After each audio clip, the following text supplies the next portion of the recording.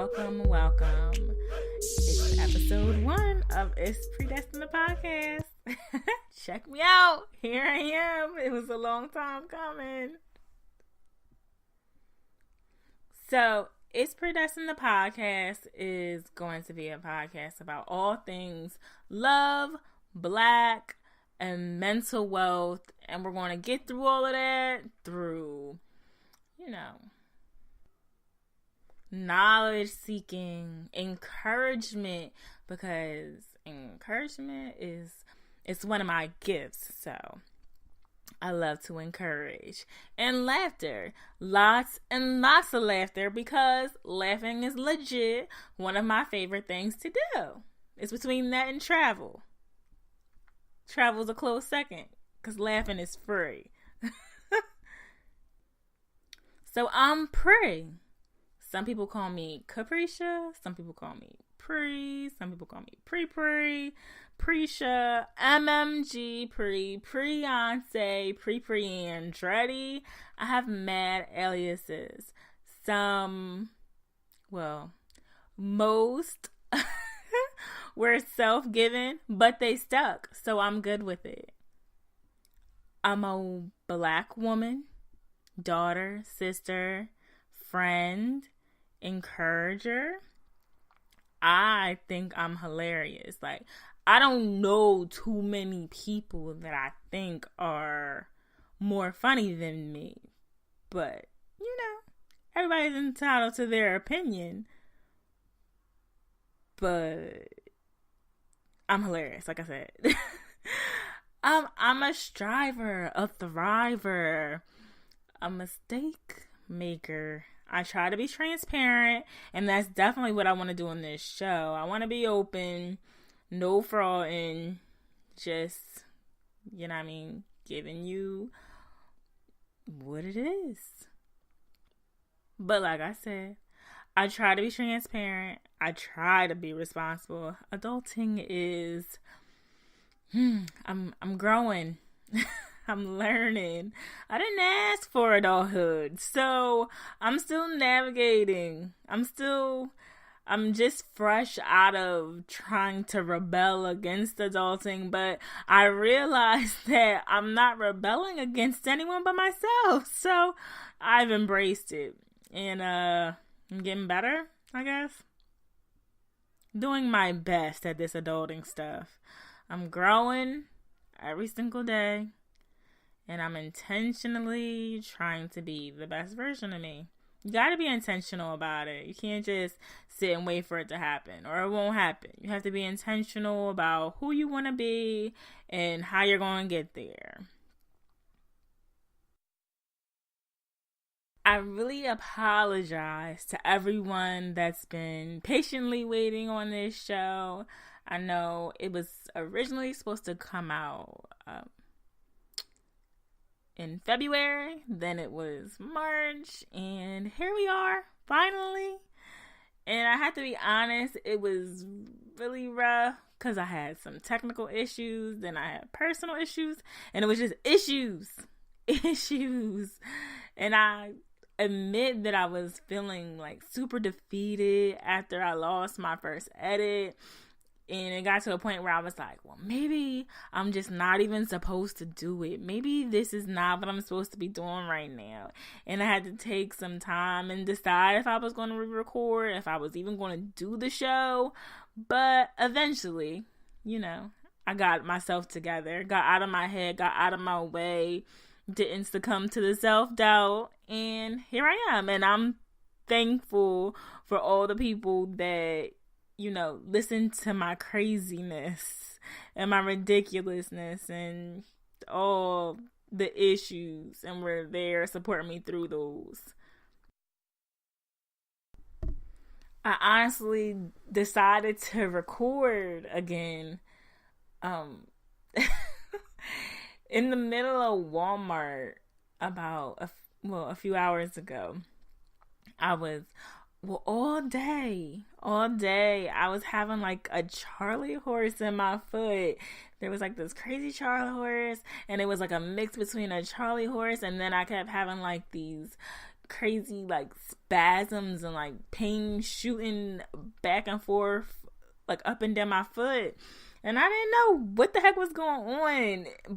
But me being me, I'm always very intentionally trying to give reason to things, because everything happens for a reason. And I said to myself, I was like, you know what this means? This is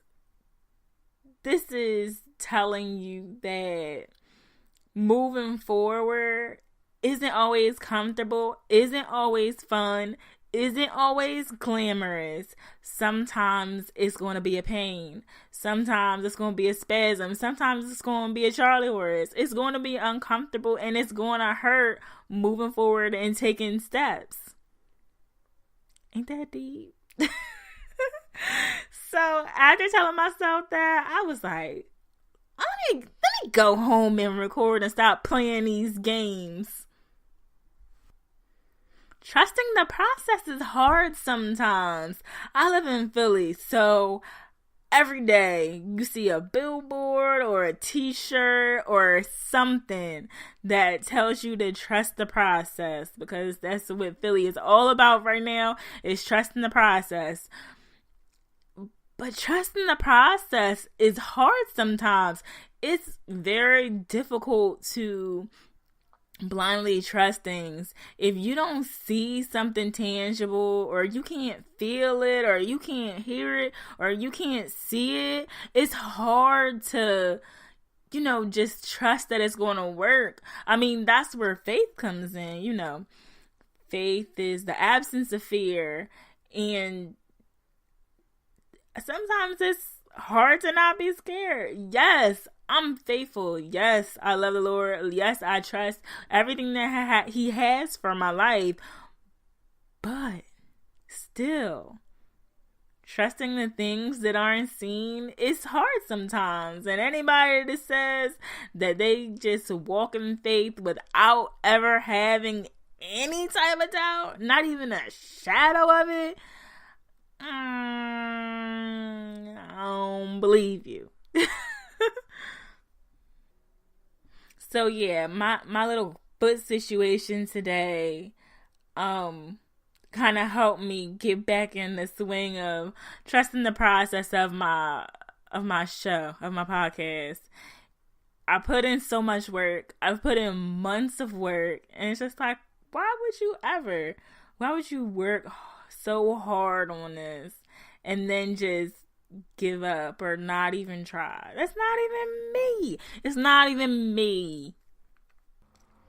So listen, I just feel like off the strength of that alone, y'all should listen to this show and love this show. Yes, today I'm on by myself, but I have some of the best, brightest, most dope human beings on deck to be special guests on this show. And you don't want to miss the gems that I already know they're inevitably going to drop. You don't want to miss that. So you have to hang in there with me. I mean, I'll have some cool stuff to say here and there too, but I'm very committed to what I want this show to be, and that is, I want it to be fun, I want it to be decent, I want it to be dope, but on the larger scale, I want people to get something from it, anything from it, something. That's what success for this show looks like for me. So I'm going to bring some dope people on the show that have dope things to say and are amazing in their field and doing amazing things to bring light into this world. And speaking of amazing people, I understand it's not Black History Month anymore. I know that it's Women's History Month. Holla. But I love Black History Month. So I'm still, even though the show is coming out in early March, I'm still going to do my Black History Month highlights. And Anyway, I mean, it's Women's History Month. And I'm Black, so Women's History Month is just an extension of Black History Month. It's Black Women's History Month. So, there's that. I think it's crazy when people even allude to us not needing a Black History Month, or we shouldn't have a Black History Month anymore. To me, honestly, saying that is equivalent to saying all lives matter. What? And listen, if I was dating, all lives matter would be a deal breaker. So it would be like one of the first date questions, like, so what do you do? Why are you single? Are you close with your parents? Do you love the Lord? Do Black lives matter or all lives matter? And they say all lives matter. I just gotta get up and leave from the table. Pretty much. We still need a Black History Month because the reason why, Carter G. Woodson felt as though we needed a Black History Month in the first place, well, Black History Week in the first place, is still the same reason. We're still oppressed. And the attempts to whitewash our history are still happening. I know you guys saw that sculpture, or I don't even know what to call it. Was it sculpture? I don't know. It was supposed to be Cleopatra. That was a white lady. Cleopatra was Black. She lived in Africa. She was the queen of Egypt. She was not white. She's Black. So that's just one of the millions of examples of them trying to whitewash our history. Still, we have to be out here representing and talking about our history, because our history, first of all, even though they would like us to believe it, it didn't start with slavery. We are the creators of the most advanced civilizations the world has still not caught up with. Even with all the technology, I don't care. They still haven't caught up. And they stole that from us. And they are still stealing from us. Culture vultures at an all-time high. They want everything we have. They want the way that we look. They want the way that we sound. They always have. And they try to take it right from up underneath us. They make it seem like when we do it or we have it or it's on us, it's worthless. Then they try to take it and make it theirs. And somehow then it becomes valuable. No. It's priceless with us. I realized I said I was going to do the highlights, but I guess I'm just speaking my piece on why we still need it. But, I mean, representation matters. It matters. It matters seeing people that look like you doing amazing things when everything else around us, all the media and stuff, it tries to make us believe that we don't do things, that we haven't accomplished anything, and that's just not true. Every month is White Colonizer History Month. Our kids see them and hear about them and learn about them all year. In the history books and social studies books now, they're actually saying that Black people were here as indentured servants, which is the furthest from the truth. No. We were brought here against our will, involuntarily. There's no representation of us in these classes. So if it takes us having a Black History Month where there's a month that's focused on us, I'm for it. I don't understand why anybody wouldn't be. Yeah, I agree with the premise that Black history is American history, but we didn't choose to be Americans, for real, for real. Everyone else came here on their own for a shot of the, air quotes, American dream. But that dream that everybody came here for, that are still coming here for, it was built on the backs of slaves. Boom. I would drop my mic, but it costs too much. So yeah, like I said, I understand that I was originally supposed to talk about what my highlights were this year, Black History Month, but I'm late. But I feel like I'm just going to move on. I want to get into like what the show was actually supposed to be out. Or if you, for whatever reason, I don't know why, you wouldn't have seen it at this point. But if you have not seen Black Panther yet, spoiler alert, you should probably turn off this episode and go watch it 5 times, back to back.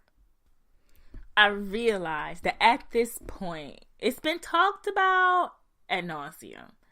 Think pieces, blogs, podcasts. Everyone has talked about Black Panther. So, I mean, I'm not going to dissect it. I'm not going to mince it and chop it up, go scene by scene, into everything that I saw that I felt had a deeper meaning. I'm not going to do that. I'm just going to talk about, the 3 main things that I felt resonated or were most important to me in the film. The things that stuck out to me. The first thing that I took from Black Panther, well, first of all, I thought it was a dope movie. I thought it was an amazing movie. I felt like it was relevant, and I mean, I wouldn't say that I'm the hugest Marvel or comic fan in general, but having Black superheroes emerge, I'm here for it. Black Lightning, Black Panther, I'm here for all of it, okay? Yes. But the first thing that I took away from the movie was I liked the fact that there wasn't really a villain. Not that they intended for there not to be a villain, because clearly Killmonger was supposed to be the villain. That's how he was supposed to be painted. But honestly, I feel like as a Black American, I related the most to Killmonger, even though, they had to put certain stuff in there to like really push him into view of being the antagonist of the movie. In Killmonger, I feel like I saw a lot of the Black men that I know, just as far as, his intentions were good. He wanted to free his people. He wanted to use the resources. He wanted to use the vibranium to go out and free people from bondage. Even though a lot of people don't even understand that they're not free in the first place. But he wanted to go liberate. How can you be mad at a man that wants to go help liberate the people that look like him? He lost his father, so he was abandoned twice, really. He lost his father, that was in a way abandonment, and then his uncle leaving him there to fend for himself, that was abandonment. And I feel like a lot of Black men deal with like the anger and angst from that narrative, just having to figure things out, figure out how to be a man on their own. I feel like that's where a lot of his good intentions were kind of lost or fell by the wayside, because yes, the things that he wanted, they were positive. The things that he wanted, they were dope. But he was operating out of a pace. He was operating out of a place of pain, and that kind of mucks things up. It gets things muddy and messy, because yes, you can accomplish things, but accomplishing things from a place of love and positivity, it always has a better outcome than letting pain and, negative emotions and revenge and things like that fuel what you're trying to do, fueling your movement. Plus, I love that Killmonger wasn't conflicted. Like, he wasn't unsure of himself. He knew what he wanted. Even though he was operating off of negative emotions, he didn't waver. He stayed himself. His beliefs stayed firm throughout the entire movie. His plan was clear. His intentions and what he wanted to do for his people, it was clear. Even at the end, when he was dying and he was like, no, you're not going to put me in a cage. I'd rather die than, be put in bondage like my ancestors. They knew that. And I don't know why, but that part of the movie just kind of made me think of Beloved, and like how like she killed her kids, like sliced her kids up, because she knew that death for them, she would rather have death for them than have them go into, be sold into, or grow up into slavery. So, I can honestly say that I respected Killmonger throughout the movie, aside from, how he was moving and how he was treating people. That's the only thing that really made him have to be the antagonist in the movie. And T'Challa, that's just self-explanatory. He was the Black Panther. He was raised for the role. He trained all his life. He fell and reemerged to save his people from Killmonger. And he had a good heart. So, I just feel like I said, I don't feel like there was a real villain. The second thing that I loved about the movie was there wasn't any narrative of a damsel in distress. And I loved that. All the images of Black women, they were all strong, powerful. They were warriors. They were royalty. They were scientists. They were making things happen. They weren't waiting around for men to save them. They weren't the downfall of the protagonist. They weren't in the way. They weren't anyone's downfall. And I really loved that about the Black Panther movie. Black women were protecting the land. They were warriors. Shuri, she was into science. She was the head of the technology and with all the vibranium of all Wakanda. She was lit. Just like the Black women that are around me, that are in my circle, that I see every day, adding, building, creating, innovating. Representation is so important, and I just feel like that was a very important thing for little Black girls to see. Shoot, adult Black women to see, because we get so beat down and, kind of battered with other people's perceptions of us and what they think we are, that we're not at all. We're brilliant. We're capable. We're strong. We're warriors. We're protectors of everything and everyone around us. Even the people and situations that treat us the worst. We root for everybody. We protect everybody. We show up for everybody, even when no one shows up for us. And lastly, the thing that I took away from Black Panther was just the concept of vibranium and how even like what I was talking about earlier in the episode with just us always sharing our resources and just trying to imagine what it would look like if we didn't allow people to steal our stuff. You know, if we didn't allow them to steal our stuff and we didn't share it willingly, what would things even look like? Our contributions are limitless, and we're still contributing.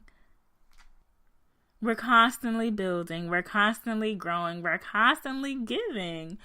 And I just like that Wakanda gave a image or something to reflect on about like what it would look like if we didn't share, we didn't give, or we didn't allow our things to be stolen, our culture, our minds, our inventions, our discoveries. That's all food for thought. Like I said, I really didn't want to dive too deep into the movie because I feel like everyone has already pretty much read or saw or watched in some way everything that could be said about the movie.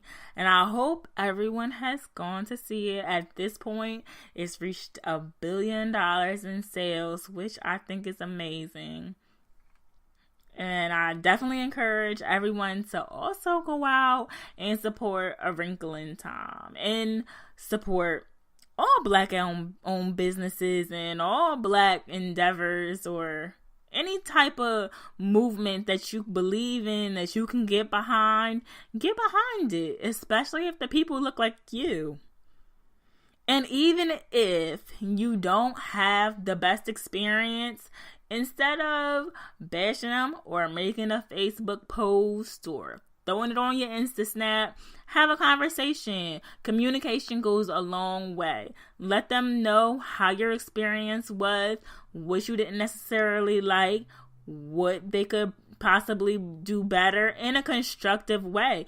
Do it out of a loving place, letting them know that you want them to win. And the experience you had just wasn't what you expected, and let them know how they can do better and give them another chance. And if they still don't get it right, well, I'm not saying just don't go to anyone else that looks like you. Go to somebody else that looks like you. A lot of people do a lot of the same thing. A lot of different markets are saturated right now. So if you're not getting what you want from one person, it's okay to go to somebody else. But don't just say that you're just not going to shop or support Black-owned business because of one or two bad experiences. That just doesn't even make sense. Yeah, that doesn't make sense. And I realized earlier I said I was at Walmart when my foot hurt. And that is a whole lot because I don't even like Walmart. I was in Target, which doesn't make it all that better either. But I was in Target. Target is still way better than Walmart. Supporting the people that look like you is good for your mind, your body, and your soul. Which segues into my very last segment of the show. Yeah, clearly this is the first show, so I'm going to be playing around with different concepts and stuff, but I think I'm gonna like this one. And if you guys like it, let me know. If you don't, or you have any suggestions, I'm so open to criticism. It's almost unnatural how open to criticism I am. But yeah, so like I was saying, this last part is going to be mind, body, and soul, where I'm going to give a tip and or a trick for all of the three mind, body, and soul. So for this week, my mind tip or trick is basically a plug for therapy. Listen, prayer and meditation is great. It's awesome.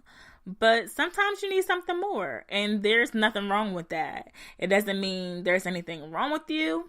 It doesn't mean you're crazy.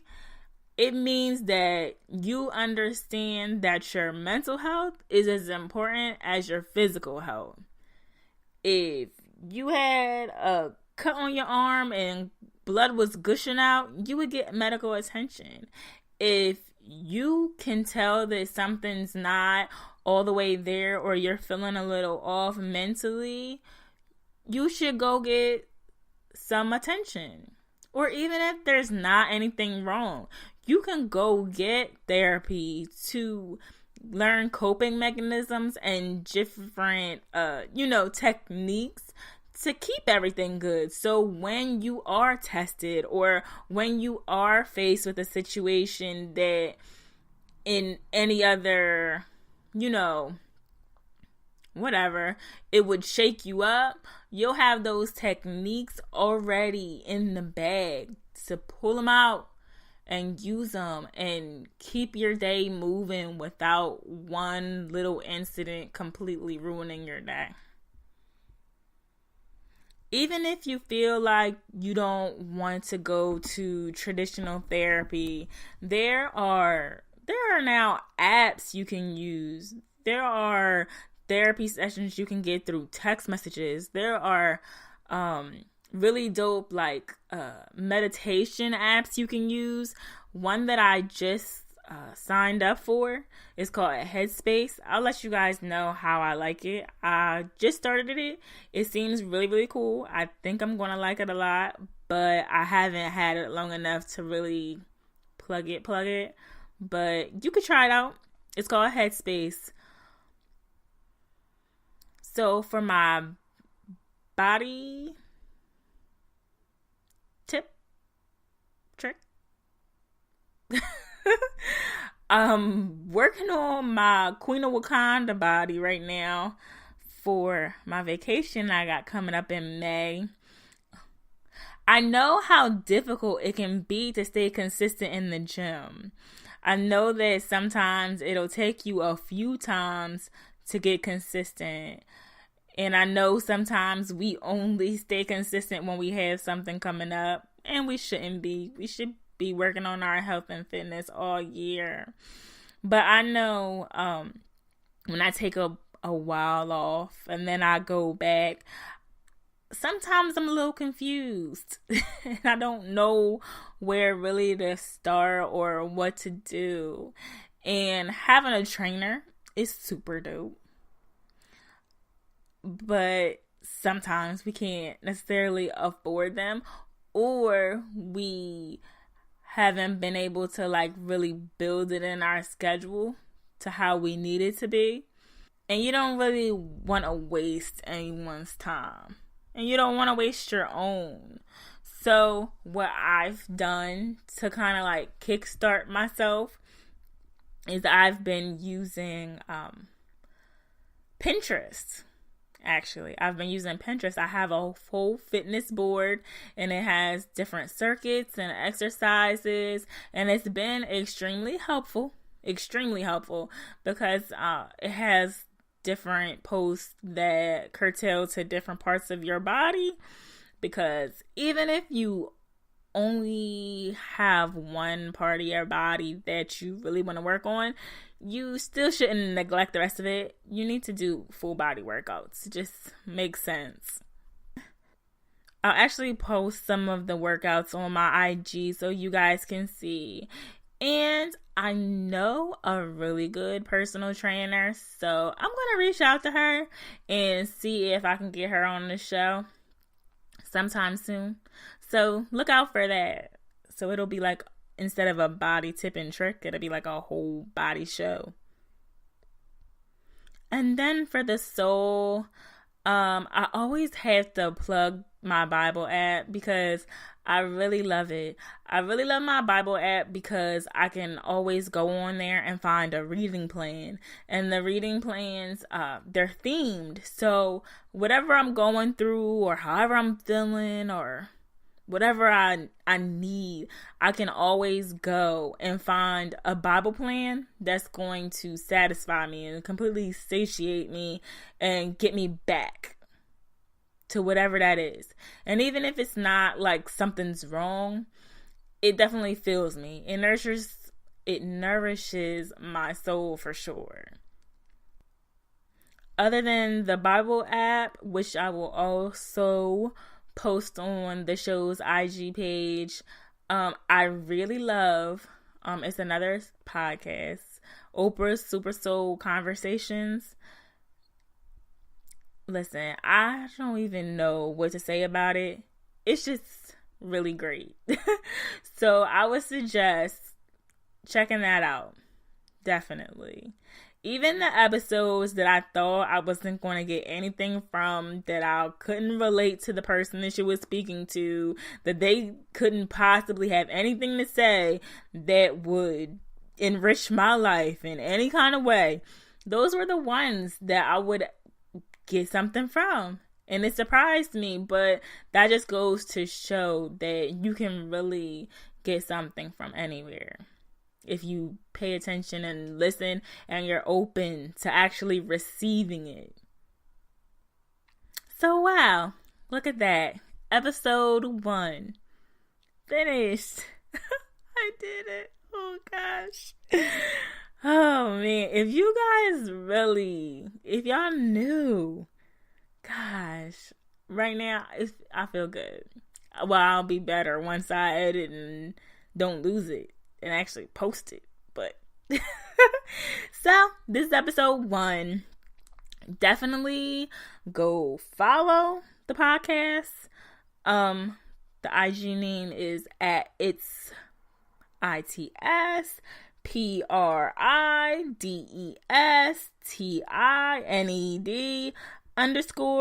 the podcast, and feel free to DM me, email me, or just email me or DM me. I mean, if you have my number, you can call me, whatever. But yeah, hit me up with any comments, suggestions, listener questions. My DMs are definitely open for listener questions, and if you want to remain anonymous, that's completely fine. It's time for me to go to bed. That's completely fine. I'll definitely keep you anonymous. So, that's it. And those he predestined, he also called. Those he called, he also justified. Those he justified, he also glorified. Bye, guys. Yeah.